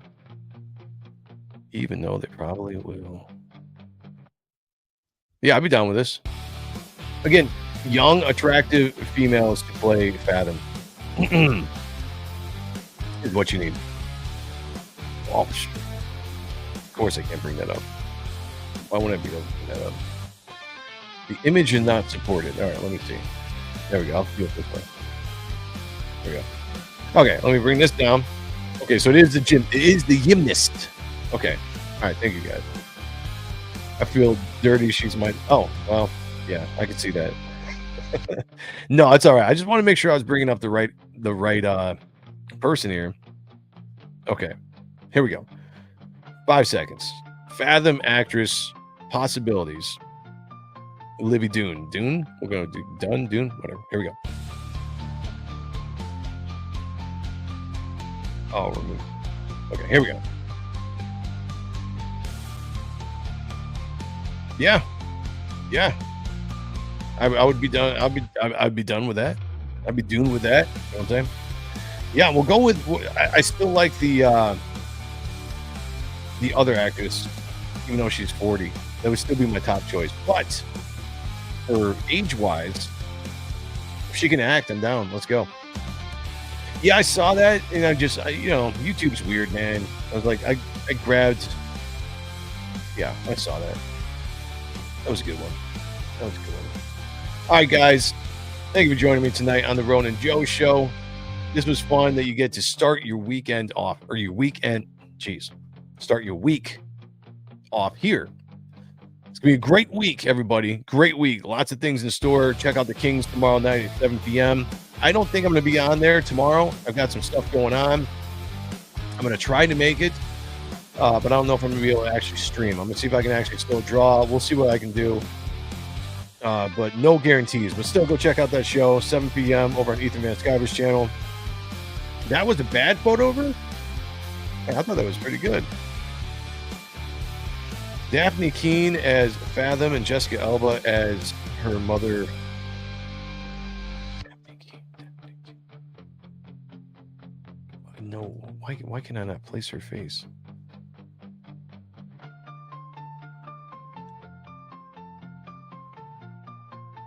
Daphne Keane.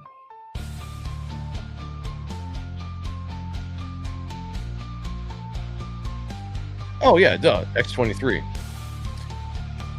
I would be down with that. Yeah, I could be down with that. She's got a nice rack area. You know what? I like good ideas. Good ideas on that. I could get down with that one as well. Might be a little short, but I could be sold with that. Go with that. I thought it was a good picture still. Have a great night, Joe, in the chat. You guys too. Oh, thank you, guys. I need to read the chat more and I'm typing. I gotta go to a different screen. Absolutely. Well, thank you for joining me. Chat, you guys are awesome. Yeah. She does, doesn't she? I don't know if they're real or fake, but good Lord, she does. We're really racking up the actresses tonight. All right, everybody. Thank you for joining me. Go find someplace or stream to watch and support. Go find campaigns to support and back Wraith of God 3, Reaper Destroyer Second Chance campaign. Sign up. Reaper Destroyer 2 right here. Use this really fancy QR code that I put up there for you guys. Check that out. And yeah, I'll be back at some point. Who knows? Maybe Tuesday, maybe Wednesday, maybe Thursday for hot and stuff. I don't know. My schedule's crazy. But I'll let you guys know. And I might just appear. It might just be a surprise stream. It is what it is. But I'm going to jump out of here, guys. Be good to each other, as I say, always. Take care of one another. And as always, picture me naked. Talk to y'all later. Peace. He should do his duty. And to impress him, takes on his multi-armed form and says, "Now I am become death, to destroy worlds." All right, a little overtime here. Yes, Wednesday. I did forget. Hot stuff. Wednesday, special Wednesday show with John Malin. Thank you for bringing that up. Special Wednesday show this Wednesday, the 15th, with John Malin, 9 p.m. Hot stuff with Sean. That will definitely be happening. And we also might have a Thursday show after that as well, just shooting the shit, just me and him. Who knows? But yes, Wednesday for sure. John Malin, Black Riding Hood will be there. Thank you, Blaze. Appreciate it. All right. Now, picture me naked. The following program is rated TV-17, containing bad... Man, I cannot end the show correctly. He should do his duty. And to impress him, takes on his multi-armed form and says, "Now I am become death, to destroy worlds."